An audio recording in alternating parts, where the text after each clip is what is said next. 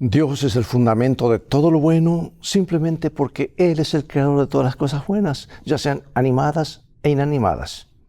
Escuchemos esta importante verdad en las primeras páginas de la Biblia, que dicen: en el principio creó Dios los cielos y la tierra. En la frase hebrea, el verbo crear precede a su sujeto Dios.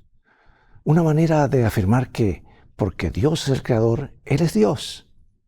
En la lección de hoy reflexionaremos sobre el significado de esta verdad fundamental, que es la base de 3 revelaciones bíblicas de Dios.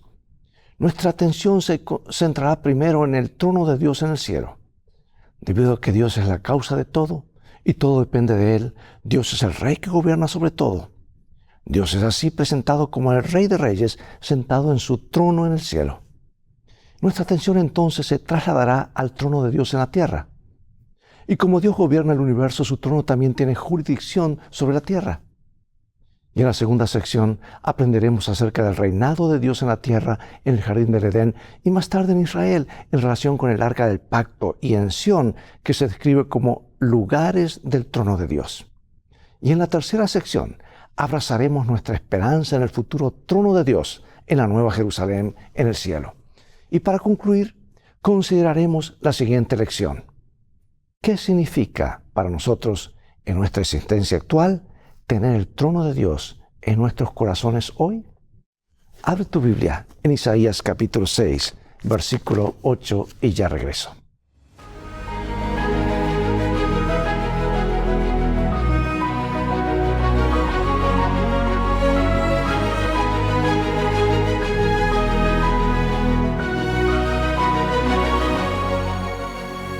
Isaías 6:8. Después oí la voz del Señor que decía: ¿a quién enviaré? ¿Y quién irá por nosotros? Entonces respondí yo: he aquí, envíame a mí. El derecho de Dios a gobernar el universo se basa en su posición como creador de todas las cosas y también en su carácter. Y al descubrir el carácter justo de Dios, comenzamos a entender cómo y por qué los seres humanos pecadores carecemos de su gloria. Así que hoy nos adentraremos más en la visión de la sala del trono y consideraremos cómo se relaciona la humanidad con un Dios santo y cómo el sacrificio de Cristo nos restaura y nos acerca a su trono.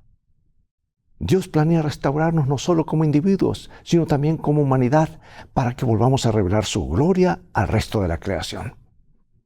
La Biblia contiene importantes pistas que ayudan a entender y apreciar el elevado llamado que Dios nos ha extendido a los pecadores perdonados y redimidos. Es que la rebelión humana llegará a su fin, y más que eso, el carácter amoroso y abnegado de Dios, manifestado de una manera extraordinaria en la cruz, brillará en respuesta a aquella aún más que al principio. Aunque Dios nunca pretendió que la humanidad cayera, pero Dios es un Dios que restaura. Hace unos años, una iglesia decidió renovar un antiguo sótano a fin de que sirvieran como un espacio para la confraternización. Y una de las primeras cosas que hicieron fue instalar nuevas luces, con la esperanza de que el lugar luciera mejor. Sin embargo, la nueva iluminación le daba peor aspecto, pues revelaba las imperfecciones que antes pasaban inadvertidas. ¿Y sabes que la asombrosa visión que Isaías tuvo del trono de Dios lo hizo dolorosamente consciente de sus defectos? ¡Ay de mí que soy muerto!, dijo él, porque soy hombre de labios impuros, que vivo entre un pueblo de labios impuros, y mis ojos han visto al Rey, el Señor Todopoderoso, se lamentó. Sentiríamos lo mismo si estuviéramos de pronto ante el Señor. Su luz es suficientemente intensa como para disipar todas nuestras excusas, porque en su presencia sentimos que estamos perdidos.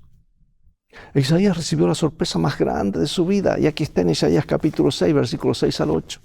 Y voló hacia mí uno de los serafines teniendo en su mano un carbón encendido, tomado del altar, con unas tenazas, y tocando con él mi boca, me dijo: he aquí que esto tocó tus labios, y es quitada tu culpa, y limpio tu pecado. Después oí la voz del Señor que decía: ¿a quién enviaré? ¿Y quién irá por nosotros? Entonces respondí yo: heme aquí, envíame a mí. Isaías sabía muy bien que el pecado significa nuestra ruina y que su resultado es la muerte. Pero en lugar de abandonarnos a las consecuencias de la transgresión, nuestro amoroso Dios nos acerca a Él. Ahora, ¿cómo terminó ese encuentro de Isaías con Dios? ¿Y por qué eso es importante? Isaías fue purificado de su pecado cuando un serafín tomó un carbón del altar y tocó con él la boca del profeta. Probablemente se trataba del altar del incienso, donde se intercedía por el pueblo de Dios. Sus pecados habían sido perdonados y ahora se lo consideraba apto para estar en la presencia de Dios, pero además se lo había encomendado que representara a Dios ante el mundo. Y curiosamente la palabra serafín significa el que arde. Observa la descripción que hace Jesús del ministerio de Juan el Bautista en Juan 5:35. Dice, Juan era una antorcha que ardía y alumbraba, y ustedes quisieron recrearse por un momento en su luz. Aunque Juan mismo era un pecador necesitado de la gracia y salvación, su ministerio señalaba al único que podía traer gracia y salvación. Jesús vino como la representación perfecta de la gloria del Padre. Y Dios envió a un profeta, un pecador, a realizar una tarea similar a la de uno de los serafines del cielo. Solo cuando Isaías supo que su pecado había sido limpiado, dijo, aquí estoy, envíame. Por eso pregunto, amados, ¿cómo puede cada uno de nosotros, tras ser expiados nuestros pecados por la sangre de Jesús, responder como Isaías? Si hemos sido limpiados por Jesús, tenemos que decir, aquí estoy, envíame, a proclamar el mensaje para declarar su amor y su misericordia al mundo. Tan pronto como nuestros primeros padres fueron expulsados del Edén, Dios ofreció la esperanza del Mesías. Eso está en Génesis 3:15, ¿verdad? Estableció entonces un poderoso símbolo a las puertas del Edén, 2 querubines con una destellante luz entre ellos. No debe perderse de vista el hecho de que esta escena se asemeja al arca de la alianza, símbolo del trono de Dios. Porque en Génesis capítulo 3, versículo 22, al mismo comienzo, nos dice así el relato bíblico. Génesis 3, 22 al 24. Y dijo Jehová Dios, he aquí el hombre es como uno de nosotros, sabiendo el bien y el mal. Ahora pues que no alargue su mano y tome también del árbol de la vida, y coma y viva para siempre. Y lo sacó Jehová del huerto de Edén, para que labrase la tierra de que fue tomado. Echó pues fuera al hombre, y puso al oriente del huerto de Edén querubines y una espada encendida que se revolvía por todos lados para guardar el camino del árbol de la vida. Ahora, ¿qué tarea se encomendó a los querubines y por qué? Si bien es cierto que los querubines tenían la responsabilidad de impedir que los pecadores accedieran al árbol de la vida, también eran un símbolo de esperanza, de la promesa que un día los seres humanos volverían al paraíso. Mira este comentario tan apropiado, nos dice así. El jardín del Edén permaneció sobre la tierra mucho tiempo después que el hombre fuera expulsado de sus agradables senderos. Por mucho tiempo se le permitió a la raza caída contemplar de lejos el hogar de la inocencia, cuya única entrada estaba velada por los ángeles vigilantes. En la puerta del paraíso, custodiada por querubines, se revelaba la gloria divina. Aquí venían Adán y sus hijos a adorar a Dios. Allí renovaban sus votos de obediencia a esa ley cuya transgresión los había arrojado del Edén. Pero en la restitución final, cuando haya un cielo nuevo y una tierra nueva, se lo ha de restaurar más gloriosamente embellecido que al principio. Estaremos cara a cara con Dios en el nuevo Edén. Ahora, Génesis 3:24 es también interesante en otro sentido, porque la palabra hebrea traducida allí como puso, o sea, yacán, es la misma que designa el tabernáculo o santuario, donde Dios moraba, o sea, el yacán, con su pueblo. Aunque el sustantivo yequiná, derivado de yacán, como designación de la presencia de Dios, no aparece en la Biblia, la raíz del término designa el santuario, la morada de Dios con su pueblo. Y aparece aquí en Génesis 3:24. Dice, vamos a leerlo. Génesis 3:24. Dios puso, o sea, yacán, querubines al oriente del jardín del Edén. La Biblia asocia a los querubines con la presencia de Dios, en particular con su trono, el lugar donde es proclamado su nombre. Y en tal sentido, los 24 ancianos que están ante el trono de Dios en Apocalipsis 4 y 5, lo alaban y reconocen su derecho a gobernar como creador de todas las cosas. Y esto puede ayudarnos a entender la escena de la sala del trono y nuestro papel como pecadores perdonados en relación con nuestro Hacedor. Los querubines, ya sea como seres vivientes o como símbolos hechos de oro, aparecen a lo largo de todo el Antiguo Testamento. Y a menudo se los representaba junto al trono de Dios, donde la gloria de Él se irradiaba al universo, o se irradia al universo. Los querubines también están bordados en las cortinas que está delante del lugar santísimo. Y en el libro de Salmos, el poder supremo de Dios sobre la creación es representado poéticamente mediante la imagen de querubines que transportan a Dios en el aire. Dios ordenó que el arca de la alianza estuviera coronada por 2 querubines de oro. ¿Recuerdas? Oro macizo, con sus alas extendidas hacia adelante y uno frente al otro. Y Ezequiel 1 describe cuando el profeta se encuentra ante un impresionante despliegue del poder de Dios. Se trata de una escena que coincide con la difícil situación en la que se encontraba el pueblo de Dios en ese momento. Resulta que el pueblo elegido no estaba en la tierra prometida, sino cautivo en Babilonia. Y mientras Ezequiel analiza la escena que se le presenta, él mira hacia arriba y ve el trono de Dios por encima de todo. Observa las importantes similitudes con otras visiones del trono. Los seres vivientes que ve Ezequiel tienen los mismos rostros que los de la visión de Juan, cara de león, de águila, de buey y de hombre. Las misteriosas criaturas de 4 caras no son nombradas específicamente en la descripción inicial de Ezequiel, pero más tarde, en otra escena, en la sala del trono se los llama querubines.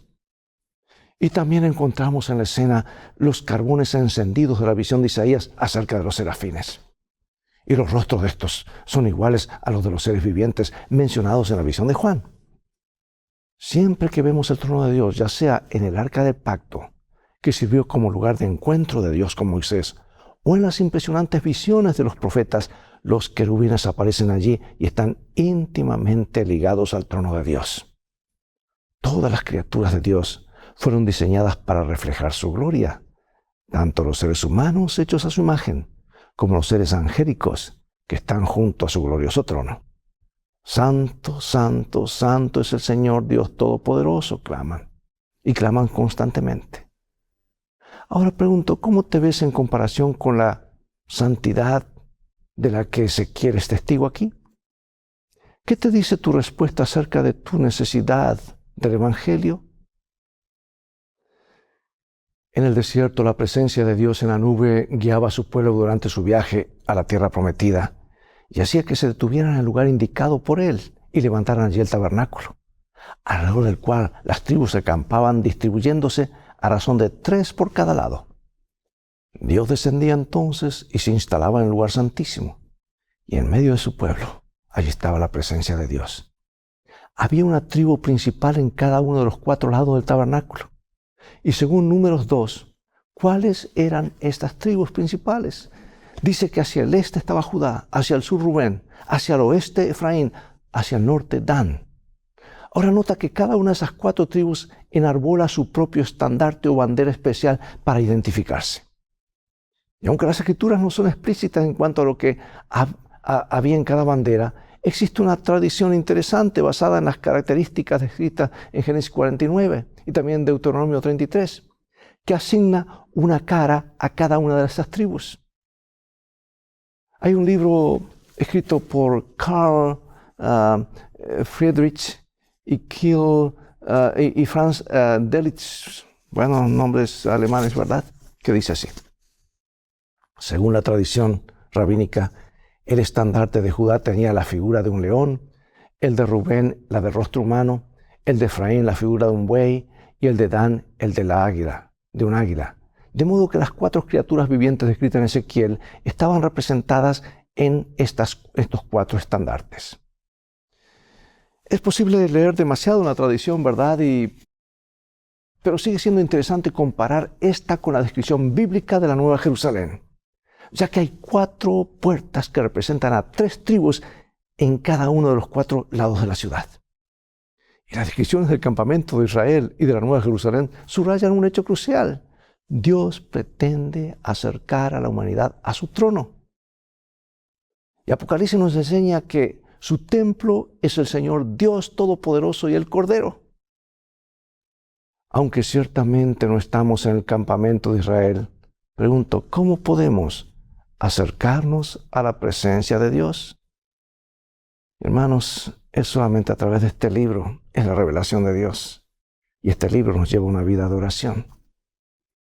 Y cuando entramos en ese camino vamos a decir, ¿por qué no comencé antes? Ahora, resulta difícil de entender que Lucifer ocupara una vez el puesto de querubín protector, una posición exaltada junto al trono de Dios. Seguramente su existencia habría ayudado a revelar la gloria de Dios al universo. Pero en lugar de eso, comenzó a anhelar la gloria para sí, no para su creador. O para ser más precisos, empezó a imaginar que no se le estaba dando la consideración que merecía. Ahora, ¿qué provocó la caída de Lucifer? ¿Y cómo influye el contraste entre la caída de Lucifer y la elevada posición de la humanidad en Cristo en tu comprensión de lo que ocurre en Apocalipsis 14? Vamos a leer estos textos de Ezequiel, Isaías y Apocalipsis. Aquí habla de lo que ocurrió con este ángel poderoso junto al trono de Dios. Tú eras el sello de la perfección, lleno de sabiduría y acabado de hermosura. Perfecto eras en todos tus caminos, desde el día que fuiste creado hasta que se halló en ti maldad. A causa de la multitud de tus contrataciones fuiste lleno de iniquidad y pecaste. Por lo que yo te eché del monte de Dios y te arrojé de entre las piedras de fuego, oh querubín protector. Se enalteció tu corazón a causa de tu hermosura. Corrompiste tu sabiduría a causa de tu esplendor, y yo te arrojé por tierra. ¿Cómo caíste del cielo, oh lucero, hijo de la mañana? Cortado fuiste por tierra, tú que debilitabas a las naciones. Tú que decías en tu corazón, subiré al cielo. En lo alto, junto a las estrellas de Dios, levantaré mi trono, y en el monte del testimonio me sentaré a los lados del norte. Sobre las alturas de las nubes subiré, y seré semejante al Altísimo. Después miré, y aquí el Cordero estaba en pie sobre el monte de Sión, y con él 144,000 que tenían el nombre de él y de su Padre escrito en la frente. Y oí una voz del cielo como estruendo de muchas aguas, y como sonido de un gran trueno, y la voz que oí era como de arpistas que tocaban sus arpas. Y cantaban un cántico nuevo delante del trono, y delante de los 4 seres vivientes, y de los ancianos. Y nadie podía aprender el cántico, sino aquellos 144,000 que fueron redimidos de entre los de la tierra. Ahora observa cómo Lucifer fue expulsado del monte santo, mientras que los redimidos están en el monte santo de Dios, en el monte de Sión, con el Cordero de Dios. Qué contraste, ¿verdad? Se dice que Lucifer estuvo en el Edén. La humanidad también estuvo allí una vez. Pero en contraste con el destino de Satanás, ella está siendo restaurada por medio de Cristo para volver al paraíso. Y en este contexto, la siguiente cita de Ellen White viene claramente a explicar este tema. Dice, el cielo triunfará porque los lugares dejados allí por la caída de Satanás y sus ángeles serán ocupados por los redimidos del Señor. ¿Escuchaste? Repito esto. El cielo triunfará porque los lugares dejados allí por la caída de Satanás y sus ángeles serán ocupados por los redimidos del Señor. Amados, ese es tu destino, ese es mi destino, y eso le molesta al diablo. Los redimidos estarán en el cielo solamente gracias al Evangelio, las buenas nuevas, lo que hizo Jesús. De hecho, el tema de la redención se encuentra representado de una manera gráfica en la sala del trono, descrita en Apocalipsis 4 y 5. Por ejemplo, los ángeles exclaman, digno eres de tomar el libro y de abrir sus sellos, porque tú fuiste inmolado y con tu sangre nos has redimido para Dios y de todo linaje y lengua y pueblo y nación. ¡Qué imagen del Evangelio! La muerte de Jesús hizo posible la redención de la humanidad. Ahora observa también cómo refleja el lenguaje allí usado el mensaje del primer ángel, el que se nos llama a predicar el Evangelio eterno a los que habitan en la tierra, a toda nación, tribu, lengua y pueblo. Qué poderosa representación de lo que Cristo ha hecho por el mundo. No hay un solo ser humano en la tierra, en la historia de la tierra, por quien Cristo no haya muerto. Los seres humanos solo necesitan conocerlo y aceptarlo. Por eso, ¿cuál es nuestro papel como iglesia y como individuos en la tarea de dar a conocer a las personas lo que Cristo ha hecho por ellas? Debo concluir diciendo que Satanás, quien fue una vez un querubín protector, que estuvo al lado del trono de Dios, trató de destruir la confianza en el trono de Dios. Y Dios ha permitido que los ángeles caídos continúen en su rebelión para mostrar al universo las profundidades de la maldad resultante de la autoexaltación. Y aunque Satanás logró engañar a la humanidad para que se le uniera en su guerra contra Dios, Cristo lo derrotó completamente en la cruz, asegurando un lugar para la humanidad donde una vez estuvieron los ángeles que cayeron. Los pecadores que están en Cristo se vuelven públicamente contra las pretensiones de Lucifer. El escenario final es, en cierto modo, una revelación aún mayor de la bondad y el amor de Dios que la que existía antes de la caída de Lucifer. Y aunque Dios nunca quiso que existiera el mal, y esta es una tragedia de consecuencias eternas, cuando todo haya terminado, la bondad y el amor de Dios se revelarán como no lo habrían hecho si no hubiera surgido el mal. Y termino con esta cita. Cristo echa una mirada hacia los redimidos transformados a su propia imagen y cuyos corazones llevan el sello perfecto de lo divino y cuyos rostros reflejan la semejanza de su Rey. Contempla en ellos el resultado de las angustias de su alma y está satisfecho. Luego, con voz que llega hasta las multitudes reunidas de los justos y de los impíos, exclama: contemplen el rescate de mi sangre. Por estos sufrí, por estos morí, para que pudiesen permanecer en mi presencia a través de las edades eternas. Y de los revestidos con túnicas blancas en el trono asciende el canto de alabanza. El Cordero que fue inmolado es digno de tomar el poder, las riquezas, la sabiduría, la fortaleza, la honra, la gloria y la alabanza. Oremos, Padre Celestial. Queremos hacer nuestras estas palabras que acabamos de leer, que sea una realidad en nuestras vidas. Y lo serán gracias a la sangre de Jesús, su sacrificio, y el haber aceptado lo que Él hizo por nosotros. Nos rendimos a ti en gratitud, en sumisión, en respeto y con admiración. Y no podemos hacer otra cosa que rendir nuestras vidas a tus pies y a tu servicio. En el nombre de Jesús. Amén. Llegó el momento de despedirnos, amados. Son temas muy profundos los que estamos estudiando. Estamos entrando en el corazón mismo del centro de operaciones del universo, el trono de Dios. Bueno, es todo el tiempo que tenemos por hoy. Será hasta el próximo programa. Dios te bendiga y te guarde. Y recuerda que en este viaje de la vida las cosas van a terminar bien. Se nos dice cómo han de terminar, de una forma gloriosa. Para eso fuimos creados. Dios te bendiga. Será hasta el próximo programa. Haz de la Biblia tu GPS y a Jesús como tu guía. Maranata.